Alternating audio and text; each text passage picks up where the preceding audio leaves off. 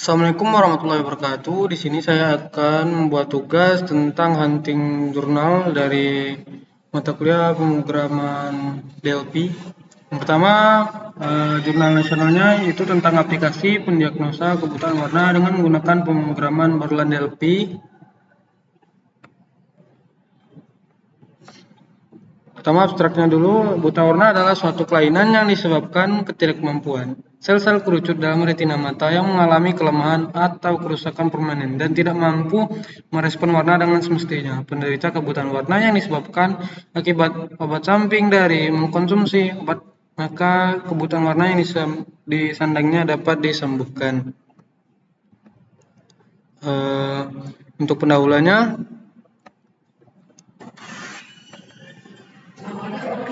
kebutaan dapat dikategorikan menjadi dua, yaitu buta warna atau kebutaan total, atau tidak bisa melihat apa-apa. Dengan perkembangan komputer, baik hardware maupun software, komputer mampu mengembangkan teknologi komputer dengan kecerdasan buatan, sehingga mempunyai inteligensi tertentu yang mampu menyelesaikan masalah yang memerlukan kecerdasan. Kepintaran seperti yang bisa dilakukan oleh seorang pakar. Salah satu sistem kecerdasan buatan adalah sistem pakar di bidang kedokteran. Demikian pula perlu sistem pakar untuk alat tes kebutaan warna yang dapat digunakan untuk mendampingi sarana tes yang digunakan dokter mata yang berupa plat tes isyara. Masuk ke landasan teorinya. Yang pertama, definisi sistem pakar. Menurut Virbaugh, sistem pakar adalah kelas dari program komputer yang dapat memberikan nasihat. Menurut Giaratano dan Riley, sistem pakar adalah salah satu cabang kecerdasan buatan yang menggunakan pengetahuan khusus yang dimiliki oleh seorang ahli atau pakar untuk menyelesaikan masalah tertentu. Dua komponen sistem pakar. Sistem pakar difungsikan untuk menirukan tugas seorang pakar, harus bisa melakukan hal-hal yang dapat dikerjakan oleh seorang pakar. Terus knowledge base atau basic pengetahuan, mengandung pengetahuan untuk pemahaman formulasi dan penyelesaian nasihat. Yang kedua, inferensi engine atau mesin interaksi, merupakan otak sistem pakar sebagai mesin pemikir yang mengandung mekanisme pola pikir dan penalaran yang digunakan oleh pakar dalam menyelesaikan masalah.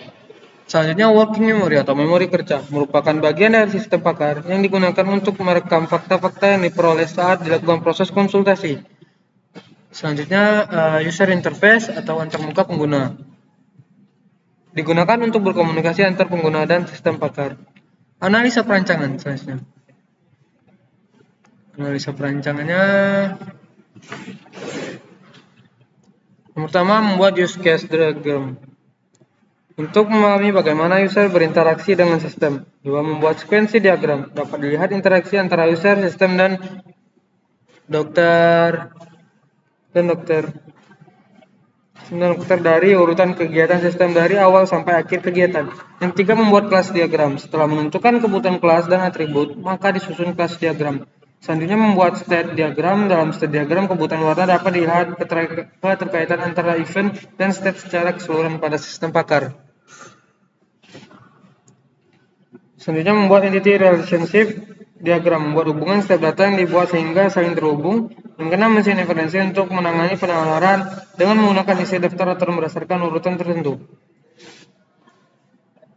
Ini contoh pembuatan program.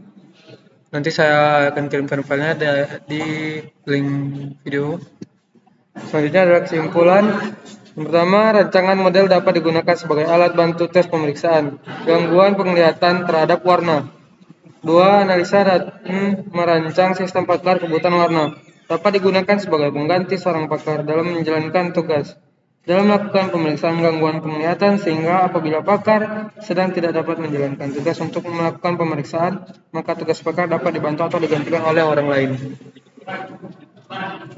Selanjutnya, jurnal internasionalnya ini dalam bahasa Inggris dengan judul The Delphi Technique Research Strategy for Career and Technical Education. Sama abstraknya, career dan technical education research often centers around quantitative research design. Example of how the Delphi technique has been used in career and technical education are also include. Selanjutnya, introduction. Research literature in career and technical education is replete which studies using survey research as a means of seeking answer to any number of different questions. Survey research was first used in 1790 with the first U.S. census or CASRO 2004. Due to fluctuation in the economy and World War II, marketing surveys became important later in history as a tool to investigate the needs of consumers. Next, foundation of the Delphi technique. Foundation of the Delphi technique. The Delphi technique had its genesis at the Rand Corporation in the early 1950 as a forecasting tool for the military. Its purpose is to solicit reliable responses from a panel of experts regarding a particular problem or dilemma. Adler and Ziglio. Ziglio, 1996, described the Delphi method as a communication process that is structured to produce a detailed examination of a topic or problem and discussion from the participating group, but not one that forces a quick compromise. Winston and Turov, 1975, characterized the Delphi as a method for structuring a group communication process. The structure permits the process to be an effective way to allow a group of individuals as a whole to deal with a complex problem. Typical one of the following leads to the needs for using the Delphi. The problem does not lend itself to precise analytical technique, but can benefit from subjective judgments on a collective basis. More individuals are needed than can effectively interact in a face-to-face exchange. Time and cost make frequent group meeting infeasible. Disagreements among individuals are so severe or politically unpalatable that the communication process must be referred and or anonymity assured. The heterogeneity of the participant must be preserved to assure validity of the result. Avoidance of domination by quantity or my strength of personality. Use. Wait. Use and stage of the Delphi techniques. Point 1. Selection of panel respondent and allocation of identification number. Number two, construction and distribution of first questionnaire. Round 1, completion and return of around one questionnaire.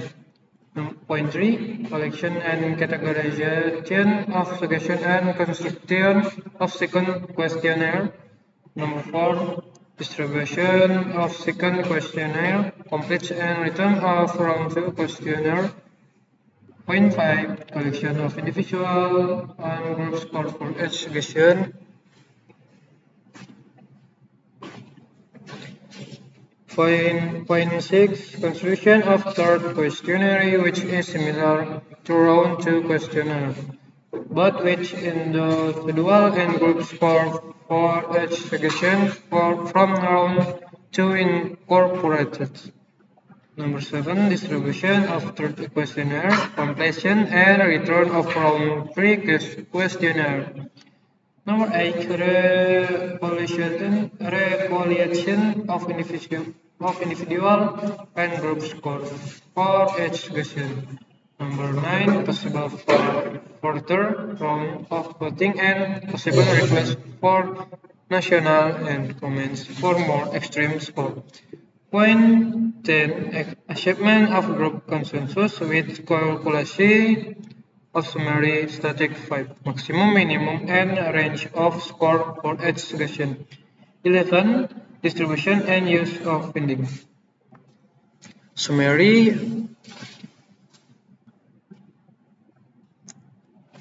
And then summary, the DLP method provides different opportunities to research than survey research. The DLP method has been used with a variety of ways in government's business on education. Its most significant strength lies in the ability to garner opinion and seek consensus among a diverse group of participants. Baik, itu dari saya. Sekian dari saya. Apabila ada kekurangan saya mohon maaf. Sekian dari saya. Terima kasih. Assalamualaikum warahmatullahi wabarakatuh.